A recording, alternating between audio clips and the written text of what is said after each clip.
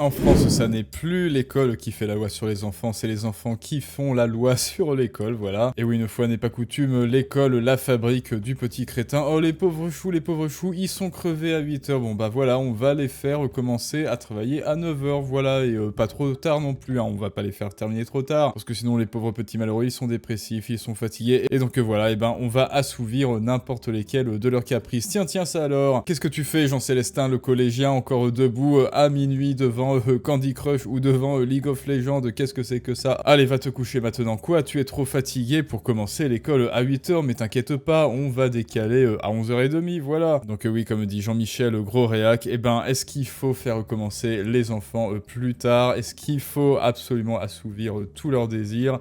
Non, car on va en faire des enfants rois, voilà, et c'est la pente descendante vers laquelle va la France. Vous savez, hein, cette même France qui descend inexorablement vers les abysses du classement PISA, et en plus, eh ben, elle veut assouvir tous les désirs de ses petits élèves qui passent trop de temps devant les écrans, devant Netflix, devant Disney+, et autres Gulli, et après, ils sont fatigués, et on ne comprend pas pourquoi, et ils sont dépressifs, et on ne comprend pas pourquoi. Alors, trêve de bavardage, les amis, encore une petite analyse de storytelling. Quelle sombre manipulation des foules se trame derrière ce sujet a priori innocent, et dont le but caché est de faire des futurs jeunes adultes serviles et passifs. Comment nous font-ils passer des vessies pour des lanternes, et l'enfer pour le paradis? Et on va voir ça ensemble, tout de suite. Alors, il n'y a qu'à voir le niveau scolaire, on est en train de fabriquer des crétins dans les écoles, et ça sera la nouvelle France, mais on en reparlera. Alors, donc tout dépend de l'éducation. Là, je vois, on est en train de corriger, j'allais dire, la chienlit sociologique dans laquelle on élève les enfants. Là, c'est bien. C'est un constat, il y a qu'à voir le niveau scolaire. Moi, ce qui m'importe, c'est le niveau scolaire. On est en train de fabriquer des crétins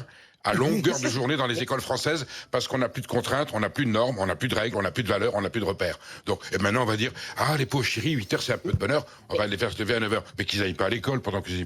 Non, mais excusez-moi, mais avec les 35 heures, nous-mêmes, les adultes, on commence plus tard. Mais les 35... Donc en fait, pourquoi est-ce que les enfants commenceraient plus tôt? Les 30... Vanessa, encore une fois, hein, dans cette pente descendante à laquelle elle n'oppose aucune résistance. Bon, bah nous, les adultes, on commence plus tard. Alors pourquoi les enfants devraient commencer plus tôt? Bah parce que ce sont des enfants, peut-être, je sais pas. Et alors Jean-Michel Réac, j'aime bien sa réaction, j'aime bien sa réactivité, justement, on est en train de fabriquer des crétins, et surtout, bah, je vous le dis, cette génération qui arrive là au collège, au lycée, ils sont en train de déplorer, encore une fois, invariablement, les effets dont ils chérissent les causes, c'est-à-dire, oh, ils sont dépressifs, ils sont fatigués, oh bah oui, bah c'est pas leur faute du tout, on les déresponsabilise, encore une fois, ça n'est pas du tout leur faute, ce ne sont que des pauvres petites victimes complètement passives face à la vie, ils ne passent pas du tout du temps devant les écrans à 22h, à 23h, à minuit, non, pas du tout. Et donc, plutôt que de couper la tête de l'hydre, on se dit, ah, ils se couchent à minuit, bah c'est pas grave, on va leur obéir, on va obéir à leur style de vie complètement désaxé,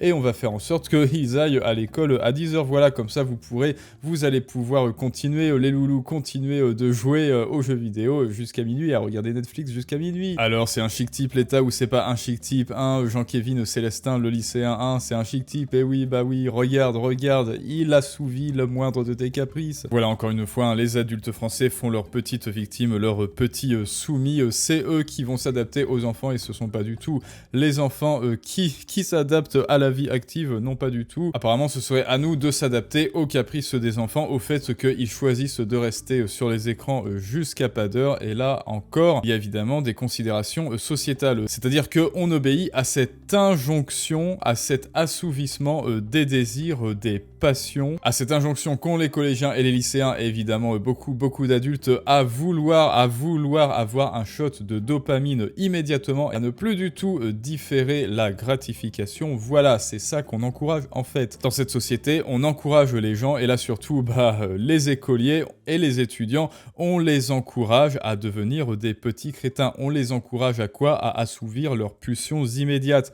On les encourage à aller vers la gratification immédiate, et à ne surtout plus différer la gratification, à ne surtout plus avoir le sens de l'effort. Et avant que l'on écoute un second extrait de Jean-Michel Réac, eh bien moi ça me fait penser à une expérience sur l'intelligence. Et devinez quoi, les amis? Cette petite étude très sérieuse, ça alors, devinez quoi? Elle a pris des écoliers et des enfants, et Et oh ça alors, les enfants qui arrivaient à repousser la gratification, ils avaient de meilleures notes à l'école. Ils étaient plus heureux dans la vie, ils étaient plus épanouis. Ah bon quoi? L'État veut que les enfants soient plus épanouis justement en leur adjurant de continuer cette gratification immédiate. Et donc à partir de là, si vous êtes intelligent, vous commencez peut-être à comprendre là où je veux en venir. Vous vous rappelez quand je vous ai parlé de sombres machinations qui visaient à créer une nouvelle génération de crétins qui seront passifs, dépressifs, complètement soumis et serviles? Eh bien peut-être que maintenant vous voyez le loin. Alors l'étude, voilà, c'est le The Marshmallow Test, je l'ai retrouvé, alors j'espère qu'il n'y aura pas des droits d'auteur. Vous voyez, on fait entrer un petit enfant au salon, un petit écolier, et on lui donne un marshmallow. Et qu'est-ce qu'on lui dit à ce petit enfant, ou à ce futur petit écolier? Eh ben on lui dit interdiction de toucher au marshmallow. Et d'ailleurs, si tu arrives à ne pas manger ce marshmallow, eh bien quand je reviens, tu auras droit à plein d'autres marshmallows, voilà, en récompense. Et donc, on invite l'enfant tout simplement à repousser la gratification, à ne certainement pas, à résister à ses pulsions primaires, à résister à la gratification immédiate. Bon là, il teste un peu, mais on lui fait bien comprendre que s'il résiste, que s'il repousse la gratification dans le temps, eh bien, il sera absolument récompensé. Et devinez quoi? Ceux qui avaient résisté, on les a suivis ensuite quand ils étaient plus vieux, quand ils étaient devenus adultes, et à chaque fois, tous les enfants qui sont arrivés à ne pas manger le marshmallow, ils étaient plus heureux dans leur vie, ils avaient de meilleurs jobs, de meilleurs salaires, bref, ils étaient plus épanouis. Ça alors pourquoi? Eh ben parce que ce comportement de gratification différée, ils en ont fait une règle de vie, voilà. Et qu'est-ce que là on dit aux gosses? Eh bien, continuez de swiper sur votre tablette, continuez de regarder Netflix, c'est pas grave, l'école va s'adapter, ne vous inquiétez pas, continuez d'assouvir vos pulsions les plus primaires, continuez de tomber dans le piège de la gratification immédiate, ça n'est pas grave, c'est nous en fait qui allons nous adapter. Et donc il y a un second témoignage avant que l'on commence, et qui est la dernière partie de notre affreux puzzle pour que justement vous compreniez toute la machination qu'il y a derrière tout ça. Mes parents ont commencé à cette heure-là, ça les a pas, à 8h, ça les a pas dérangés. J'ai commencé à cette heure-là, ça m'a pas dérangé. Pour moi, on vous entend dire que ça crée de la dépression chez certains enfants, de la fatigue, mais pour moi, la première cause, c'est les réseaux sociaux et les écrans. Et les ados, qui va leur créer des troubles. On est en train de faire des enfants rois, on est en train de dire qu'ils sont fatigués, décalons à 9h. Dans 10 ans, on dira ils sont fatigués, commençons à 10h. Et ça, c'est pas faux. Ça va toujours décaler, il y aura toujours un souci, un problème. On a tous commencé à 8h le matin. Ça nous a pas dérangé, tout le monde s'en est sorti, d'autres non.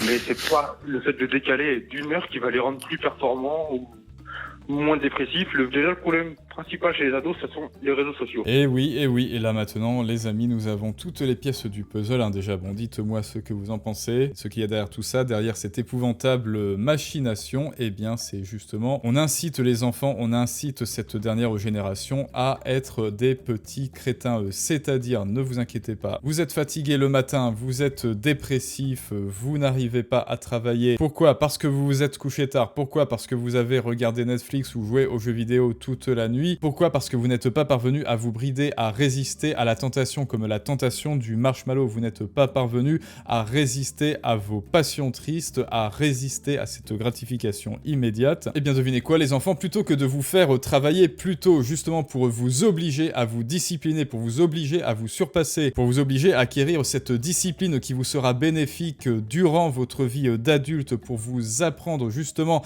à différer la gratification, vous faire vous lever plutôt pour vous obliger à avoir une bonne hygiène de vie dès le début de vos jeunes années, eh bien non, on va vous pousser dans ce sens, ne vous inquiétez pas, continuez de faire n'importe quoi, continuez la gratification immédiate et les shots de dopamine, l'école ira dans votre sens et s'adaptera pour ça, et donc à 9h quand vous viendrez en cours, eh bien évidemment comme vous continuez de jouer aux jeux vidéo, vous serez encore plus fatigué, donc allez disons 10h, 11h, et au final l'école deviendra littéralement une fabrique de petits crétins qui n'aura pas acquis la discipline de repousser leur gratification immédiate, et donc quand ce seront des adultes, eh bien tout simplement ce seront encore des petits crétins qui ne sauront résister à leurs tentations, qui ne sauront résister aux pulsions et à l'industrie de la consommation, à cette société de consommation, et donc, eh bien vous l'avez compris, dans quel sens on va là? On va dans le sens d'une génération que l'on veut, de manière patentée, transformer en simple consommateur soumis, passif, qui se couchera à pas d'heure parce que de toute façon, la société les encourage, qui joueront aux jeux vidéo, regarderont un petit porno, demanderont le RSA et la hache, comme la vidéo d'hier, et tout ira bien. Pourquoi? Parce que nous serons dans le meilleur des mondes orwellien, voilà, avec évidemment le ministère du bonheur qui prendra soin d'eux.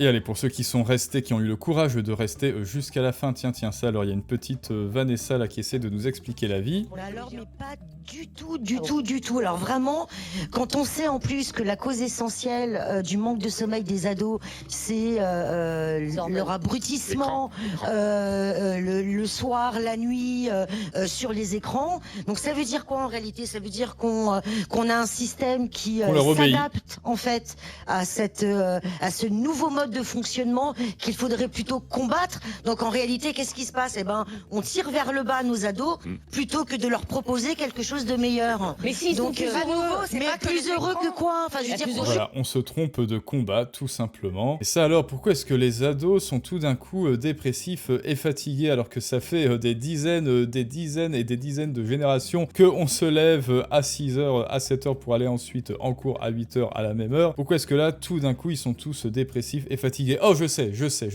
l'être humain a changé, bien sûr, l'être humain a changé, et donc vous inquiétez pas, on va s'adapter. Non, évidemment, ce qui a changé, c'est la consommation d'écran depuis le siècle dernier.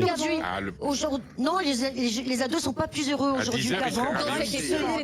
Ce n'est pas vrai. La santé mentale des adolescents n'a jamais été aussi catastrophique. Les idées noires, les idées suicidaires et les tentatives de suicide chez les adolescents n'ont jamais autant explosé. Oui, et les idées aussi de vouloir avoir un revenu universel. Pourquoi? Parce qu'on leur met ça dans la tête. On leur met tout simplement dans la tête, ne vous inquiétez pas, on va prendre soin de vous, les travailleurs vont prendre soin de vous. Vous, comme vous n'êtes pas parvenu à cette discipline qui vous aurait ouvert les portes vers, comme l'étude le démontre, une meilleure vie, certainement un meilleur job, une meilleure rémunération, une vie plus épanouissante, plus heureuse, où c'est vous qui décidez quoi faire, où c'est vous qui avez les rênes de votre corps, de ses passions et de ses tentations, et que vous savez exactement quoi faire, quand repousser la gratification, quand avoir de la discipline et quand vous récompenser. Eh bien écoutez, là vous n'êtes plus que des sortes de larves amorphes avec des idées noires, des idées du genre il faut un salaire universel, hein. Et donc vous n'êtes plus voué en fait qu'à faire ce que vous faisiez déjà avant cette réforme, c'est-à-dire à jouer aux jeux vidéo et à regarder des séries toute la nuit. Eh bien les enfants, continuez, ne changez rien, ne changez absolument rien, continuez d'avoir des idées noires, continuez d'être fatigués, continuez de vous coucher tard et ce faisant, continuez le matin quand vous vous levez d'être fatigué et de n'avoir aucune volonté pour rien et donc de ne jamais rien entreprendre. Et voilà les amis, quelle est cette machination très bien franco-française et même certainement occidentale, c'est-à-dire restez à votre place, fabriquons des petits crétins, fabriquons des idiots utiles qui resteront devant les écrans toute la journée car ils ont été biberonnés à ça et en plus on les a encouragés. Tout le système s'est adapté autour d'eux pour les encourager à être des petits crétins. Et maintenant, bah écoutez, c'est à vous de me dire ce que vous en pensez, hein. La seule solution pour éviter ce genre de situation, c'est de prendre la parole, vous, maintenant, tout de suite, car si vous ne le faites pas, d'autres le feront à votre place. Les gens qui sont d'accord avec ce genre d'ignominie le feront à votre place et ils occuperont le devant de la scène pendant que toi qui ne sais pas vendre tes idées, qui ne sais pas exprimer tes idées, qui ne sais pas parler des sujets qui te tiennent à cœur, qui ne sait pas vendre ce message noble, qui ne sait pas transmettre tes idées nobles ou ton expertise, eh bien tu continueras encore ad vitam aeternam à être ignoré et méprisé dans l'ombre avec elle. Donc si ça n'est déjà fait, encore comme d'habitude, va voir la masterclass Les clés de la persuasion, fais-toi comprendre, en description et en commentaire. Cette masterclass est gratuite et elle le restera, c'est la première étape pour apprendre à te faire comprendre, à vendre tes idées et à augmenter ton impact sur le monde et à occuper ce devant de la scène qui te revient de droit. Comme d'habitude, dites-moi ce que vous en pensez les amis et à très bientôt pour un prochain storytelling du monde moderne, mais ça, c'est une autre histoire.